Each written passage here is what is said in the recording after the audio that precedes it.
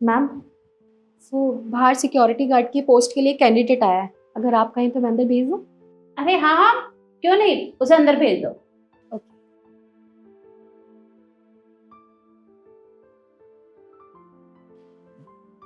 Ma'am साहब, क्या मैं अंदर? अरे गोपाल, तुम यहाँ? आंटी, सॉरी मेम साहब, आप यहाँ यहाँ कैसे? अरे ये सब छोड़ो, पहले तुम खड़े क्यों? बैठो। अरे कोई बात नहीं, मैं ऐसे ही ठीक हूँ। पर आप बताइए, आप यहाँ कैसे? हाँ, ये कौन है? बेटा, तू इसे नहीं जानती। जहां मैं पहले काम करती थी ना, ये वहां पर गार्ड का काम करता था। पर गोपाल, मैंने तुझे बताया था ना कि मेरी एक बेटी है, इससे मिल। ये है मेरी बेटी रिद्धि। और जहां तू खड़ा है, ये ऑफिस इसी का है, क्योंकि इसने पढ़ लिख कर इतनी मेहनत की कि इसने इस कंपनी को खड़ा किया है। और आज आज मैं इसी की बदौलत यहाँ पर बैठी हूँ। क्या मेम साहब, ये आपकी बेटी हैं? और इतनी बड़ी कंपनी इन्होंने अपने दम पे खड़ी की है? मेम साहब, आपकी बेटी ना सच में बहुत ईमानदार और बहुत मेहनती है। आपको याद है, कुछ साल पहले मैंने आपसे कहा था कि आपकी बेटी आपका नाम जरूर रोशन करेंगी।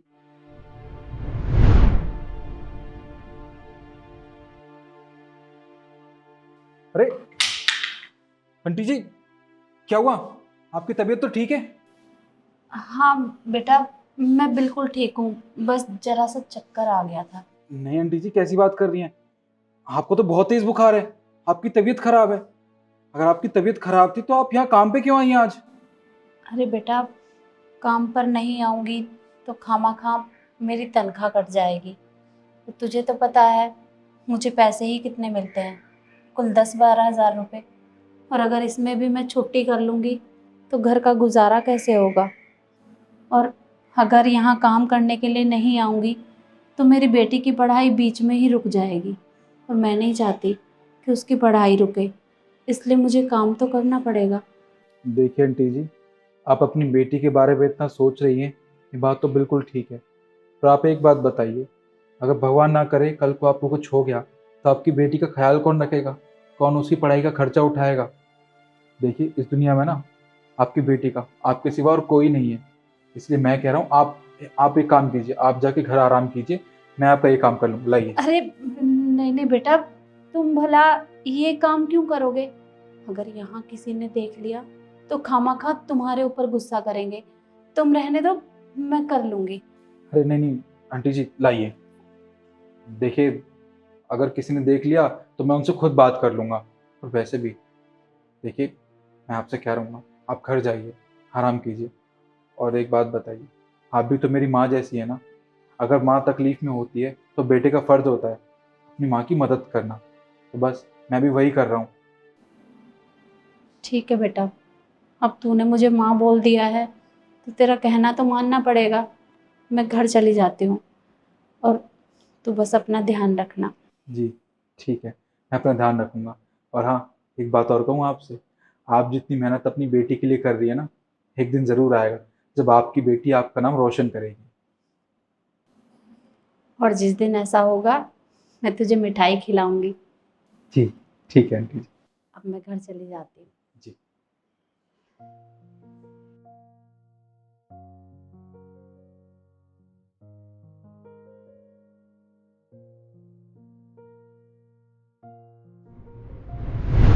हाँ गोपाल, वो दिन मुझे आज भी याद है। और मैंने भी तुझसे कहा था कि जिस दिन ऐसा दिन आएगा कि मेरी बेटी पढ़ लिख कर कुछ बन जाएगी, तो मैं तेरा मुंह मीठा कराना नहीं भूलूंगी। और आज आज वो दिन आ गया। और देख, मैं हमेशा तेरे लिए आंटी ही रहूंगी, ठीक है? जी। छोटी मेम साहब, आपको पता है आपकी माँ ने आपको इस मुकाम पर लाने के लिए कितनी मेहनत की है। देखिए, बच्चों का संघर्ष तो हर किसी को दिख जाता है, पर उसके पीछे माँ बाप कितनी मेहनत करते हैं ना, ये किसी को नहीं दिखती है। मेरी आपसे हाथ जोड़ के विनती है, कभी भी अपनी माँ का दिल मत दुखाना, हमेशा इनकी सेवा करना। और आपको पता है, आपने अपनी माँ का सर गर्व से ऊंचा कर दिया है। भैया आप बिल्कुल ठीक कह रहे हैं। मैं जानती हूँ मेरी माँ ने कितना संघर्ष किया है, कितने सेक्रीफाइसेस किए मुझे यहाँ तक लाने में, और मैं उस चीज़ की बहुत ज़्यादा रिस्पेक्ट करती हूँ। और मैं कभी सोच भी नहीं सकती कि मैं अपनी माँ को परेशान करूँ। वैसे गोपाल, तुम यहाँ कैसे? तू तो वहाँ सिक्योरिटी गार्ड का काम करता था ना, फिर यहाँ पर? मेम साहब, मैं आपको पूरी बात बताता हूँ। वो क्या है कि जहाँ पहले मैं सिक्योरिटी गार्ड की नौकरी किया करता था ना, जिस कंपनी में आप भी काम करती थी साफ सफाई का, आप तो उस कंपनी से चली गई। आपके जाने के बाद ना कंपनी को बहुत बड़ा नुकसान हुआ था। उसने अपने कई कर्मचारियों को नौकरी से निकाल दिया, और सिक्योरिटी गार्ड्स को भी। उनमें से मैं भी एक था। आपको तो पता है मैं कितना पढ़ा लिखा आदमी हूँ, पर मुझे मजबूरी में वहाँ सिक्योरिटी गार्ड की नौकरी करनी पड़ रही थी, क्योंकि मुझे कहीं और काम ही नहीं मिल रहा था। अब जब से उस कंपनी से निकाला गया है तो छोटे मोटे काम कर लेता हूँ, कभी दिहाड़ी पे चला जाता हूँ, कभी रिक्शा चला लेता हूँ।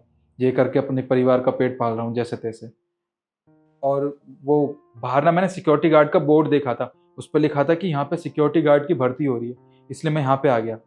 देखो गोपाल, तुम्हें सिक्योरिटी गार्ड का काम करने की जरूरत नहीं है, क्योंकि मैं जानती हूँ कि तुम बहुत पढ़े लिखे हो। रिद्धि बेटा, इसे मैथ तो इतने अच्छे से आता है कि ये झटपट कोई भी हिसाब हो जल्दी से जोड़ देता है। और हाँ, हमारे यहाँ अकाउंटेंट की पोस्ट खाली है, तो कल से तुम अकाउंटेंट की जगह काम करोगे। क्या आप सच कह रही हैं मेम साहब? मैं यहाँ नौकरी कर सकता हूँ? आपको नहीं पता आपने मेरे ऊपर कितना बड़ा एहसान किया है। अरे इसमें एहसान की क्या बात है? इसमें एहसान वहसान कुछ नहीं है, क्योंकि मुझे आज भी याद है, जब भी मेरी तबीयत खराब होती थी तो तुम मेरी मदद करते थे, मेरी जगह काम तुम किया करते थे, और अपने बारे में तुमने कभी नहीं सोचा। तो आज बेटा, जब तुम्हें मेरी मदद की जरूरत है, तो क्या मैं तुम्हारी मदद नहीं कर सकती? तुम चिंता मत करो, धीरे धीरे सब ठीक हो जाएगा। जी ठीक है। और हाँ, मैं अभी तुम्हारे लिए मिठाई मंगवाती हूँ। मिठाई खाए बगैर मैं तुम्हें जाने नहीं दूंगी। ठीक। बैठो। मैडम